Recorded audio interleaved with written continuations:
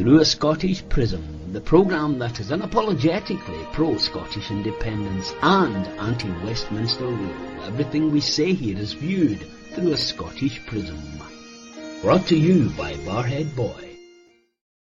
Hi folks, welcome back to Through a Scottish Prism. I hope you and yours are well. As we've announced this is a breaking news and a special announcement we want to make on behalf of our friends at Alliance to Liberate Scotland. Let me start by saying, let's keep the two things apart. Through a Scottish Prism is a podcast about Scottish independence. It is not anything other than that. The fact that we show sympathies towards it, pro-independence parties, and particularly Liberate Scotland, or Alliance to Liberate Scotland. But let me give you the history and the reasons behind that. Please keep that in mind. This is a podcast, and it is not just the mouthpiece of one particular party in the independence movement. All the people in this podcast, and Lloyd, who can't be with us again here today, have all been members of the SNP. Some, like myself, for decades. I first joined the party when I was still at school in 1968, when the old HQ was in Elmbank Street. Everything was in black and white, and it was old money. And Eva, and you were in, I think, you look as if you could have only just been able to join 10 years ago. You look so young. A long-standing member as well, Lloyd as well, joined in the 70s. We've got MSPs. Lloyd was an MSP. Phil was an MP. Eva, a councillor. Alan, a councillor. Most of us have held all the offices in the branches and the constituencies. Been an election agent. I myself have been a candidate, paper candidate in one time back in 1979, a real candidate. Well, still a young sapling. So our credentials for independence are unquestionable. Now, I know personal things come into it, and particularly some of our biggest enemies, and it's been ever the case since 1960 onwards, is the internal fighting has always been the worst. And people don't like, well, fine, but we all like independence, and that's what this group were. And we were very disillusioned, particularly after 2017, but 2015 was the first sort of hint of things to come. But in 2017, when Nicola Sturgeon said, a vote for the SNP is not a vote for independence, a lot of us began to get uncomfortable. And it got worse. And I personally left in 2020 when she made the speech in Edinburgh, stipulating that the fact that in 2019 we'd campaigned to remain in the EU and that we'd be having an independence referendum. And then 1 month later, on January the 30th, first I'll never forget it, 2020, she stood up in Edinburgh and said there would be no referendum on independence, and then we would indeed be getting out of the EU. I felt betrayed, disgusted, and the light came to my eyes, if you like, the glasses come off, and I saw before me the problem of Nicola Sturgeon and devolution. And I have to say, putting up my hand, I was talking against devolution when it happened, but Alec, God bless him, God rest him, talked the party round. I hate to say now, I was right. I thought it was a cul-de-sac and a dead end, and that's how it proved. But all the Prism folk in here are fanatical, hardcore, I would call them, independent supporters. We differ in certain things. For example, Phil and I have often talked about how we were on different sides on the NATO debate, if you remember, Phil. That we didn't fall out about it, that happened with the GRR and things like that. We never fell out over it. We had a democratic decision. I didn't agree with it. And we moved on. And that was the same in the party. There were a couple of members I remember went to the Greens. Two good independentistas, they went to the Greens. If you remember, I've forgotten their names. That's terrible, John, and anyway, no matter. Anyway, we later on decided that the party system was what was the problem, and that they become, as proved by the Irish Parliamentary Party back in 1918, that they became comfortable. The SNP had become devolutionists almost, and that something was needed. So in 2024, for example, our Eva and Sally were standing as independents for independence, but we couldn't get on the ballot paper that. The Electoral Commission said, no, only parties can have a strap line. You can't have it as an independent. So we wanted to be, we didn't want a party. We wanted to be independents for independence. And so we weren't under any whip.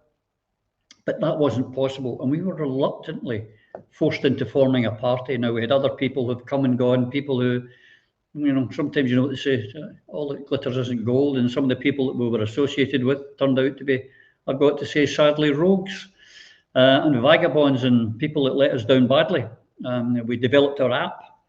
The people in here, and you'll see others, the people in here include Lloyd, who's not here, and our techie Hazel, funded it. Every penny of the app that's out there now, the campaign app, was funded by these people here. And we found our own developer, and we've developed it. We've not been able to implement it because we weren't a registered party. We weren't a registered party because we went through so many hoops with the British Electoral Commission. And I'll not go into greater detail of that. The Brits made it difficult for us, and sadly, in our independence movement, some people made it difficult for us, made it very difficult for us. They tried to sabotage us, petty jealousies. Oh, it's my gang, and I don't want to be in your gang. The difference is Alliance to Liberate Scotland, and we'll go on to why it's called that. Alan will tell you later why it's called that. Alliance to Liberate Scotland is an umbrella group. It's an umbrella group for anyone who believes in independence, nothing less, independence, nothing else. Our hand continues to be stretched out in friendship to anyone who believes in independence. That's what we believe in. So we reluctantly started a party. And now over a year ago, we started, and we've been knocked back and given the most pedantic reasons, and pushed and bullied and betrayed and let down by people who should have known better. We even had to change our name after the name was approved 89 previously, Liberate Scotland, and 89 days later, they told us after a complaint from someone within the movement that we could no longer use that name, and we had to go back to the drawing board. But, Techie, can you stick up? Yesterday, we received the following after trials and tribulations you wouldn't believe, folks. Techie, can you stick up what we received yesterday? And I've shortened it down, actually, because there's certain information, ladies and gentlemen, we can't share with you, but this went to Eva. To inform you that we've approved your application to register a party. The party is now in the Great Britain Register of Political Parties in Scotland as of 3rd of February 2026. Now, it should have been, in our opinion, long before this, to give us a right good run at it. Now, we're ready to go. We've been held back. The handbrake's now off. Now, we've got a lot to do in a very short space of time. And up in the top left-hand corner of this podcast here, you'll see a QR code. We need funding. We need lots of funding. Folks, that's the QR code if you want to donate to the Alliance to Liberate Scotland Party, because we're going to need all the money we can get. We need campaigners, we need activists, we need members. And along the bottom here, you'll see from time to time a link coming up where you can actually join the party today. Today, you can join the party. We could have had members before, but we didn't think that was right, honest or open, because that's what we're always going to be, open and honest. We won't mess with our members. We will not, appoint people. We will not, if we don't like an election, we won't cancel it, any of that stuff. So we didn't do that because anything could have happened. The way it was going with the Electoral Commission, we might never have got into existence. But now, today, you can. We need you. We need your help. Alan, can I pass on to you? Because you, Alan, I just want to say to you folks, Alan was on the point for us in this. He liaised with the Electoral Commission. The man has spent hours and hours. And if you knew the background with Alan, all the things he does in his private life as well as his political life, the work he's done is amazing. Alan, do you want to take it from there and tell the folk exactly all the problems we went through to get to where we are today? Yeah, I mean, I've never experienced anything like this in my life. The Electoral Commission, you think are there just to uphold electoral law, but they're not. What we found out during this period is that they check your constitution and they interfere with your constitution, which is effectively the British state interfering with political parties and how they are run. That should not be within their remit. But what we did at the very beginning here was we thought we would take the easy option because we needed Liberate Scotland to be registered as quickly as possible. So we spoke to our friends at AFE, who are no longer a political party, and asked if we could use their constitution because they had already been registered with the Electoral Commission. They agreed with that, sent the details over to us. So we then amended the constitution. Excuse me 2 seconds, I'll just plug this in.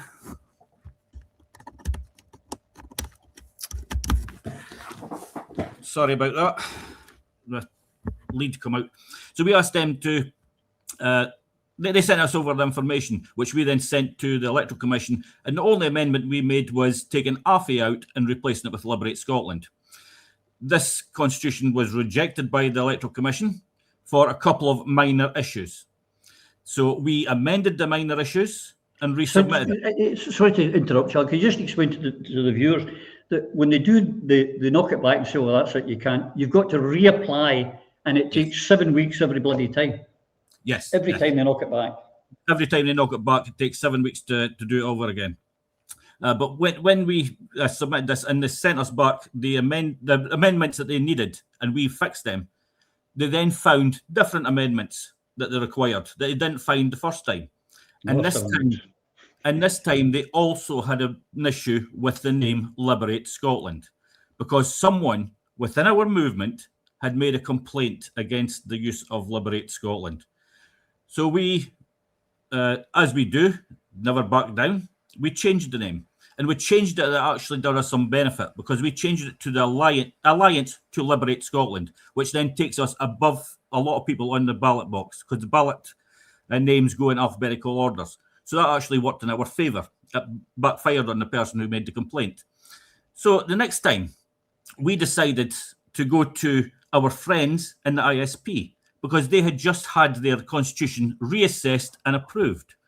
So we then used their constitution and changed the names from ISP to Alliance to Liberate Scotland. And again, they come back with some amendments that they required from a constitution that they had just approved again. So this was the British state working very, very hard to stop us from going anywhere. But we then organised a meeting with the Electoral Commission, and we gave an underlying threat that we would go for judicial review if required. It was an issue. It was an area that we did not want to go through because it takes a long time for judicial review and it's very expensive.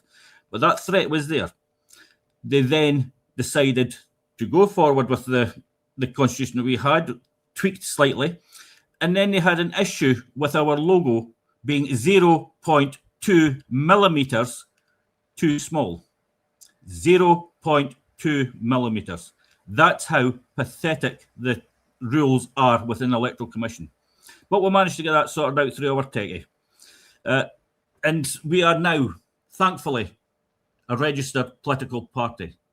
Later than what we had hoped for, but we are now there.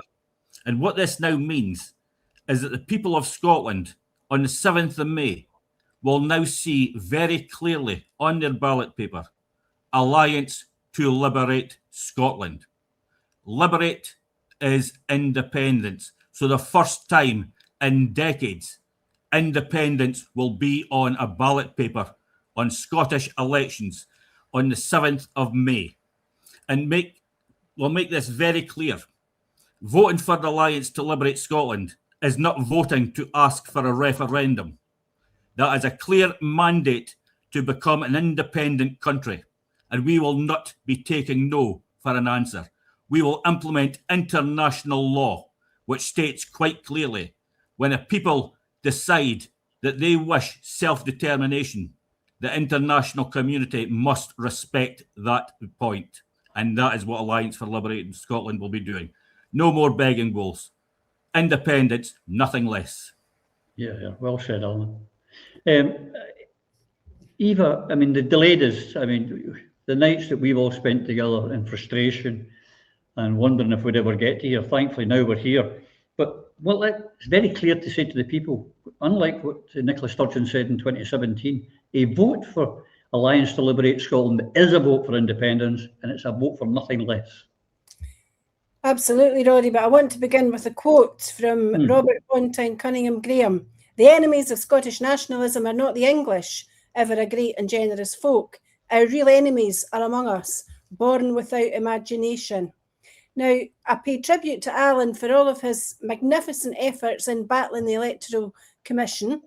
It's great news that we're now registered as a political party, because we will get that strapline on the ballot paper and it will say independence, nothing less. And the people who vote for Alliance to Liberate Scotland will know and will signal to the world that they are voting for independence, not another begging bowl. But the reason why imagination is important is that if you've got imagination and you've got tenacity, then you can deal with the problems that Scotland currently has. I opened this office here in Alva in August 2014, a month before the referendum, obviously. And our office was a yes hub. And it was teeming with people looking for information and leaflets and posters. And the feeling was good. Obviously, we were downcast and dejected at the result, but we had that opportunity then, which hardly comes along terribly often. And this time in May, we've got that chance again, because Alliance to Liberate Scotland is about capturing the imagination and the tenacity and the strength of our movement by being positive and giving people a positive vision of what the small folk can do, like they did at Bannockburn all these centuries ago, like they did when they followed Wallace, like we did when we followed Alex Salmond. That's what we need to do again, is to capture that imagination and give people tangible hope that we can deliver. And we can deliver with a united campaign. Alliance to Liberate Scotland says exactly what it means. We mean business and we mean independence, nothing less. I sit here in this office looking out on Alva Main Street and I watch the kids going to the primary school, I watch them coming up from the secondary school, and I see some of them are poorly shod and poorly clad. I see mums shoving pushchairs and prams, and I know that some of them are depending on food banks and baby banks. And I see old wifeys with their message bags going up the street to the cooperative, and I know that when they go round the shop, they're checking their purse to see if they've got enough money to pay for what's in their wee basket. And all of that has no place in Scotland. We're a land of great potential, and we should be realising the potential of our people, of every single citizen in Scotland. Now, I hold in my hand, and I look at this every day, Sir William Wallace, a wee ornament given to me by a good friend, Mark. He gave it to me when we were at the airport in Aberdeen for Alex Salmond's repatriation home to Scotland from North Macedonia. What a tragic day. But every time that I look at this, my spirits are lifted, because we all in the independence movement have the spirit of William Wallace within our heart. Not because he was a warrior, not because he was a battler, not because he killed or hurt people, but because he fought for Scotland. And we fight for the people of Scotland day in and day out. So I want to conclude with a quote from Wallace from Falkirk, 1298. I have brought you to the ring. Now dance as best you can. Alliance to Liberate Scotland gives the people of Scotland the opportunity to dance like we've never danced before, to unite the movement, to have one independent supporting candidate in every constituency and a major presence on the list. And with that, we'll have international legitimacy and international recognition, because we'll have a majority of seats and a majority of the popular vote. And all we need to do then is get the hard heads knocked together and negotiate the terms of the independence settlement. Alliance to Liberate Scotland is for everybody who truly believes that Scotland's potential will be released with independence, and we can do that this year. Well said, Eva. The fact is, Phil, we've held out the hand of friendship and unity to everybody. Not everybody's returned that hand. Some of the people we've gone and supported in meetings they've called and we've been guest speakers have not supported us. We don't care. We keep saying, come, join us. You know, this is not about us. This is not about our egos. This is about our nation. And that door remains open and the drawbridge is down. We will never pull that up. Anyone who supports independence is welcome to join us. It's as simple as that, no matter what they say or do to us. Absolutely, and this is why egos must be left at the door here.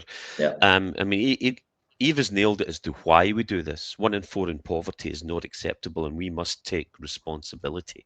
For we, the older generations, must take responsibility for the pitiful state our country currently sits in.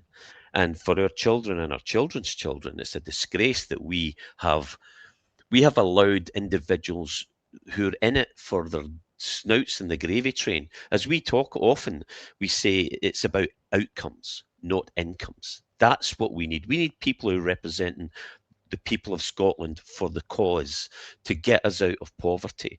And this party, Alliance to Liberate Scotland, has been hamstrung by the Brits quite deliberately, British establishment, and also those on the gravy train within parties that we know that we'll not mention just now, because the door is always open to everyone to change your ways and do what's right for the people of Scotland. But we're here to stay. Make no bones about it, mate. You know, they have done their damage to try and stop us having a big impact on this election. But we're here to stay. We're here for the long term. Why?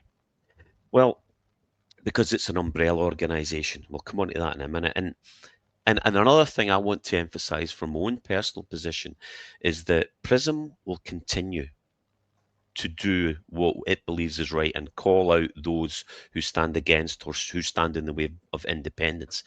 It's a different hat. I am involved in the Alliance to Liberate Scotland. We didn't want it to be a party. We wanted it to be an umbrella organisation that was not a party. But I will leave my ego, my anger that you see often on PRISM and that you see me speak when I speak publicly.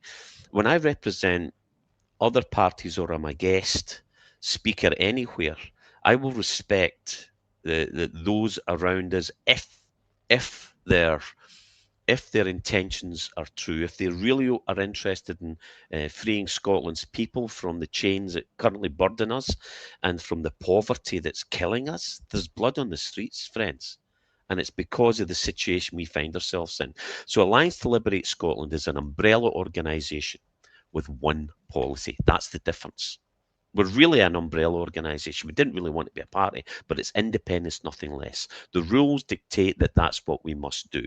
So what we look for parties who have policies like ALAPA, like Sovereignty, like ISP. You can come under our banner to win independence for Scotland. Then the Scottish people will decide between ALAPA, SNP, Sovereignty, ISP, anybody who exists as to what kind of Scotland we want. And we know it will be a more socialist, more fair, more equitable society that continues to support business and industry and doesn't advocate idiocy in a lot of the green stuff that's going on just now, or some of the SSS, some of the stuff that's been done by the GRC. We look towards organisations like Salvo, we support them, SSRG, Yes United, Independence Forum Scotland, all under one banner, Eye for Eye, Independence for Independence. That's who we want to unite, the people of Scotland, the foot soldiers who genuinely believe in what's best for the people of our country. And I'll mention, we touched on it early, our canvassing app is a game changer. Why? Because it's open to all, just like Alliance to Liberate Scotland. It's out with single party control. We don't care what your policies. I worked with Michael Fry. Stephen Fry. I should be so lucky. Michael Fry during the independence campaign in 2014, and we will work with the Scottish Socialists, the Communist Party, anybody who wants independence, and we'll sort the kind of Scotland that we want out after we gain our independence. But one thing's for sure, unification is our watchword. Unification is the answer to defeating the poverty on our streets and what our people suffer. And we can only do that by leaving your egos at the door and biting your lip and working with people you may not disagree with for the greater cause and for the benefit of the people of Scotland. We didn't want a party, like I said. This is an organisation created to enable numerous groups that I've just mentioned and parties to come together under one movement, similar to the Yes movement, but with a key difference. And the key difference is the goalposts have changed, friends, from 2014. A referendum, rules made by the British establishment will not be allowed. It will not be allowed by the British establishment. They've said so. For 11 years, SNP have stood and on this strategy that Nicola came out with, that is a continuation of Alex, but they will never allow it again because we came too close. So what we got now is why would SNP continue to follow the same failed strategy that the Brits will scupper the game if we go down that route? So we know the answer to that, but that's for another story. The only way to affect independence, friends, only one way, by our own hand, and that's the critical difference, is that we the people, for the people, by the people, must take freedom and through a plebiscite election. It's the only way we can do it. A de facto basically, if we can have a de facto vote on independence, nothing less, that will be recognised around the world. And the great work done by Salvo and SSRG in Europe is another thing. And what we've striven for is finally come to light. Now, we'd like to have done more. We'd have liked more time. We'd have loved to be able to move forward, but we've been hamstrung, as I said before. But for example, in Coatbridge and Christ, You have a choice, friends. Where I live, where I grew up in, where was my constituency, I was privileged enough, and we, the people, fought and won this victory in Coatbridge. We now have Julie McAnulty standing in Coatbridge, and she's standing under the umbrella Alliance to Liberate Scotland, and she should be your number one vote. No one else. Alliance to Liberate Scotland. Where we stand on the ballot, you should be voting Alliance for Liberate Scotland if you want independence. If you want women safe spaces and girls safe spaces challenged, then continue to vote SNP and bang your head against the wall. It frustrates us all because we still know there's some great people and good people in the SNP, and we're pleading with them to see the light and force change within politics. Second, on the second vote for we should also be voting for Alliance to Liberate Scotland. It's as simple as that, because both votes then stand for independence, nothing less, and that's all that matters. Yep. A couple of things I'd just like to say. I meant to mention it earlier. When they made us change our name from Liberate Scotland, because they said for an organisation that's not even registered with the Electoral Commission, and it's not even a campaigning group or political party, they told us it might confuse the voters, so we can't have that. That's our job in the British Electoral Commission. However, they allow the British Labour Party to be on there as Scottish Labour, the British Conservatives to be the Scottish Conservatives, and the British Liberals to be the Scottish Liberals. Well, that's not confusing. It's a lie. And they perpetrate a lie because no such parties exist. But the Brits are happy to do that. They don't mind confusing the people then. But a couple of things I want to say.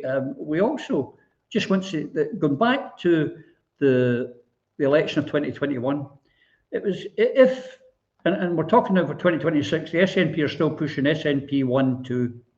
And if that is the case, then we're going to get the same result as Einstein said, if you keep doing the same things over and over and expecting a different outcome, then it's insanity. But here's from 2021.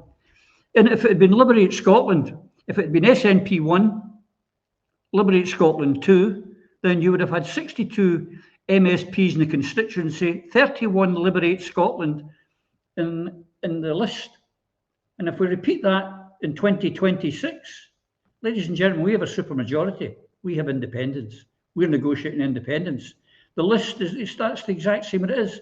That's what you'll get if the vote switches from the SNP in the constituency to Liberate Scotland in the list.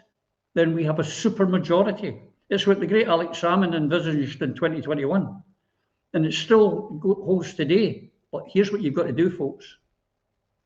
You've got to support Alliance to Liberate Scotland. Now, I don't know if I've said it or if I'm repeating myself, but you need to get off the couch. You need to get away from the television. You need to get off your social media. You need to get on the doors. Come, join up. You can see it along the bottom. Join the party. Make a donation. Help us. We've given you a platform, but we can't do it all on our own. We're doing as much as we can. We've hung in there. We now need help. We need the help of the Scottish people. If you want independence, you're going to have to work for it. It's not going to be given to you. We need help. It's up to you. Are you going to still be a social media warrior, or are you going to get involved? And the first thing you could be doing, some of you on Saturday, could be turning up in Perth and meeting some of my good friends here. And I believe we get a toast to the lasses from Phil, and the Alan's doing, well, what are you doing? You're doing to the haggis, I think, Alan. Is that right? Selkirk Grace. Right. So there you go, and you can see you salutation in Perth, and get in touch with us in the emails been shown along the bottom, and you get your ticket. You know, help the movement. Help yourselves. You know, it's time to step up to the plate, guys. Guys, have you got any last things you want to say before we close this down and get it out to the people? Eva, have you got any last words to say? I want to say that Alliance to Liberate Scotland gives people real hope. It's an opportunity this year, as I said earlier, to vote for independence, nothing less. And I make a plea to everybody who supports independence to speak to all their candidates, potential candidates and actual candidates and MSPs who are standing to be re-elected, I am pleading with those people to listen very carefully to what is on offer, because what is on offer is the chance to vote for independence, nothing less, in May. And that is exactly what Scotland needs, because independence is the reform that Scotland needs, and it needs it now. Yes, indeed. Alan, last few words. Alliance to Liberate Scotland is not just an umbrella for the independence movement. It is a platform for every single independence supporter throughout this nation. We cannot do this ourselves. We are the party of the people. You are the people. Come and support your party. And I like to say this every time. We are the people. I like saying that. But the other thing is, unfortunately, Lloyd's not here, and Lloyd's put in the shifts and the hours for the rest of us in this, and it's been a long shift. But the other one, Techie, get yourself in here. Come on, Hazel. Hazel needs to get some recognition as well. This woman has worked, there you go, Hazel. Hazel has worked flat out for us. She's in the background there, likes to keep a wee bit of a low profile, but we're not allowing it to happen. She's got to get the recognition. You ever see this lady, thank her, because she's put in the hours as well. If you ever noticed, I'll just leave you this last thought. He was moved on from the BBC, and that was Martin Geisler, because every time he got a unionist in front of him, he would say to them, well, is the union a voluntary union? Oh, yes, of course it is. Well, then how does Scotland leave if they decide, oh, no, people don't want to talk about that? No, what they meant was the unionists don't want to talk about the Constitution, folks, because they know they're on shaky ground. And that's why we have one policy and one policy only. Independence, nothing less, the Constitution, because they don't want to talk about it. They want to go on and talk about hospitals and women in men's prisons and the economy and all the things that make the Brits feel good. They go, SNP bad, independence bad, blah, blah, blah. The Constitution, they crumble. That's why it's independence, nothing less. So 100%, Roddy. Let's get moving, folks. So until we see you again at the weekend, you and yours, take care. Join up, donate, get moving. Come on, let's do it. Goodbye. Through a Scottish Prism, the programme that is unapologetically pro-Scottish independence and anti-Westminster rule. Everything we say here is viewed through a Scottish prism. Brought to you by Barhead Boy.